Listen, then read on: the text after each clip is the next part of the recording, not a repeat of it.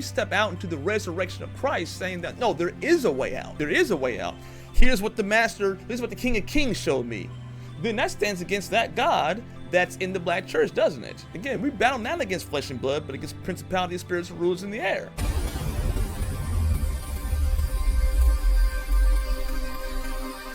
Well, here we are again. It's your favorite YN pastor. You're welcome.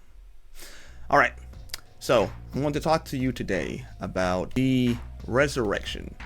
So it's not the resurrection like an Easter message, even though the time of me recording this is on Easter, or as some of y'all call it in the black population, Uster. Anyway, so today is Easter, but resurrection is something that is a type of almost old trope at this point in time. So it doesn't sound like there's the Phoenix, the legend of the Phoenix. There are, resurrection myths all over the place, And I think it's interesting that the resurrection points you out of something. There's something where resurrection, in the way that we're looking at it through Christ, points towards something. But at the same time, too, resurrection in the other old traditions doesn't really speak out of hope getting out of something. It speaks about a cycle continuing, right? So, it's this cycle of destruction and death and want to resurrect in order to have more destruction happen, and then, from the ashes of that, it restores itself. And I feel as though this is what the black church has been submitting to people of African descent and other people, but primarily that because, again, the gatekeepers, aka the men, are gone from their post. So this puts us into position to where any people group can take advantage of us. Why? Because the gatekeeper's not there to keep things out of their territory, be their families and their friends and the people in their community, things like that. There's no one there to do that. So you can go ahead and you don't have to be a majority group. You can be a minority group and take advantage of the African American 100%. They do all the time. We've been seeing it, right?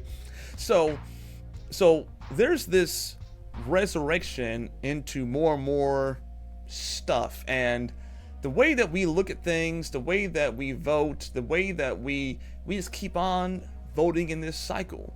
And you better keep on voting in that cycle. So it's a type of resurrection that you're being pressured into of the old world. It's not even really a resurrection. It's just a cycle. From the death will come something like it, and the cycle will repeat itself. And if I'm being so real right now, new people into the country, they will do the same thing to you that they did to us. They will give you the benefits. They will give you all the trimmings, the cuttings. They will say they support you. They will do everything for you in order for the men to then leave their post so that you become voter cattle like they did with us. Just thought I'd let you know that. So anyway, but there's this continuing in on destruction and resurrecting into destruction and resurrecting into destruction. So I would say that I want us to get out of the cycle, the resurrection of bondage. The resurrection of bondage is always going to lead back into more bondage. That is his nature. It doesn't want you free. The resurrection of Christ actually defeats bondage, severs slavery, and you become a bond servant, which is different than just any old slave. Bond servant is agency. A bond servant is a servant that is tied in closely with the master, to where there are moves and things done in calculated coercion with the master. It's a bond servant, a bonded servant. And so when we're doing that with God, we wouldn't mind being a bond servant to our favorite musical artist, right? Like if we were, for example, massive fans of Prince, then it's like, oh my God, Prince got me, I got a job at Prince playing for Prince, blah, you'd be freaking out, or any of the rappers or whatever it is, you know what I'm saying? You can find out, oh my God, I'm a bondservant to so-and-so. How much more being a bondservant to the King of Kings? What an honor. And so getting out of this perpetual phase of, it's not going to get any better, it's not going to get any better, it's not going to get any better, it's not going to get any better. We've been doing this thing for the past, 50, 60 years? And you get insulted, terrorized, threatened, beat up for not believing in the resurrection of bondage, in the cycle of bondage. And when you step out into the resurrection of Christ, saying that, no, there is a way out. There is a way out. Here's what the King of Kings showed me. Then that stands against that God that's in the black church, doesn't it? Again, we battle not against flesh and blood, but against principalities, spirits, and rulers in the air. So if I'm telling you that it is possible for you to get out of that cycle, and you get mad at me for saying that, hey, if you follow these lines of scripture, if you follow this to learn how to govern yourself properly, because at the end of the day, that is what this whole book is about. It's about him training you to be a king in his kingdom by his resurrection, by his blood. Not moral, ambiguous behavior modification. What are you talking about? If you wanted something like that, go read Proverbs, be done with it. You don't need mountains to be set on fire and kings coming in the cloud. You don't need all that for morality, do you? When you read the Bible about you turn into a moral play. And then you're like, why do I need the flying spaghetti monster in order for me to be a moral person, not to be a mean, turd to people? I don't know either. I agree with you on that one. But this is more about the supernatural kingdom with the supernatural God, knowing that your world itself is supernatural. Well, no, it's not. It's like everyone here has had a supernatural encounter with something at some point in time in your life. You're just not allowed to talk about it, but you've had it. I'm talking about those things here and beyond, that he is training you to be a king, and that by that training, he teaches you greater and greater responsibilities, thus making you more of a man than you ever thought possible. Because the mark of a man is actually how much responsibility he volunteers himself to. And God's like, my son can handle this. And you say, okay, Dad, I'll handle it, but I need your help. He volunteers himself. He volunteers himself. He volunteers himself.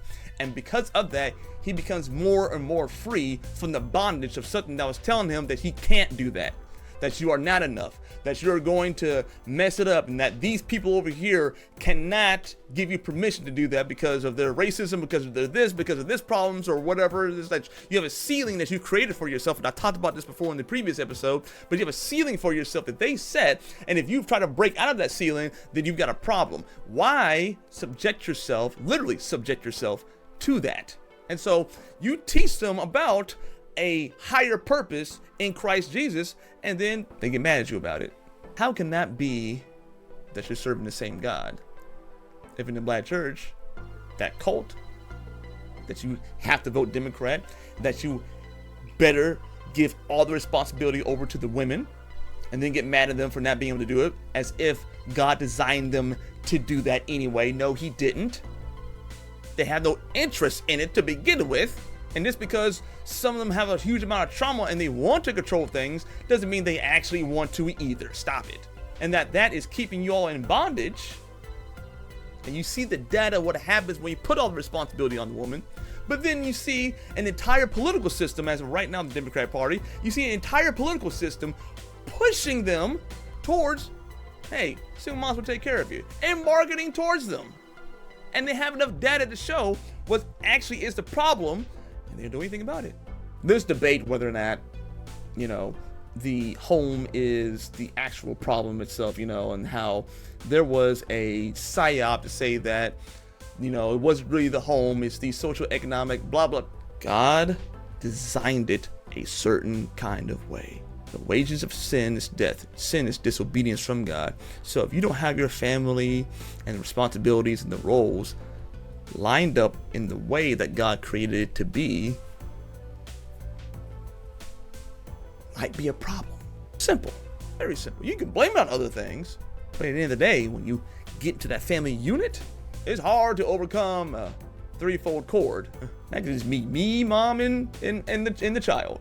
And then that keeps on expanding. And that's why Abraham was considered to be blessed, because the family, the unit. So, and people get mad at a certain small hat fraternity, but guess what? They look at that as a family. That's a fraternity right there. The idea of your fraternity brothers or your frat brothers or whatever, another fraternity network. You're supposed to look at that as almost like a family, pretty much. It seems to be a pretty good thing, but it's not that at all. Nah. It probably has a strong thing to do with that. And when you break that family down, and when you tell people of a group of people that that's not the most important thing, and that doesn't really count all that much, and that they're cooked. You know the problems are, and you do nothing about it. Sinister. Why? Because they're making money off of you and your 501c3s. Lots of money off of you. Those things to fix the problem, even though it's a problem, it's a symptom. So they want to fix the symptoms, but never the problem. And that's why all these years later, everything keeps on getting worse, because there's a core problem that they don't want to fix. And they want the optics of looking like they're fixing the problem. They're just fixing another symptom. Why? Because once they fix the symptom, it looks like everything's going all right. But guess what? You can fix the symptom forever, and it's going to keep on getting about the same or worse throughout time, which means just an infinite money hack. I'm trying to see the improvements in terms of living situation, in terms of what they're saying is the problems are. Never done anything about it yet. Interesting. So when you have that party, and then putting it all into the women, then the party then markets towards the women that this is what the problem is, leaves everyone in bondage. And so when I say that, hey, there's a resurrection that gets you out of that forever in this realm and the next, someone got a problem with it. Then you're not black anymore. So in order for me to be black, I have to be in bondage. Interesting. So coming to the resurrection. If that means that you're more kingdom than you are the amount of organic sunblock in your system, which is what melanin is. If you want to be a son of the King of Kings, I would suggest that you just go ahead and do that, being as your primary. There may be things that people have an attitude about when it comes to, black people or whatever else, There may be a problem that people have with hillbillies. There may be a problem that people have with women. There may be a problem that people have with brown people. There may be a problem that people have with Asian people in terms of, from Taiwan, from China, from whatever, there may be plenty of people with plenty of problems in that, but it can't stand against the resurrection. I think the resurrection is pretty good. So whatever they reject, God accepts, and he can work with that. Shoot, that mean little so-so that didn't want to serve you or help you because of discrimination, how about you pray for them? See what God does. That might be another Paul. Paul was a hater, and after that became one of the mighty men of God. I'm just saying, my Vegetas. I'm just saying. So, indeed, happy resurrection to you, even though it's belated, but happy resurrection to you. This is good. This is good news. Love y'all. I'll catch you on the remix. Get out of the cycle. Get into the resurrection. He's able.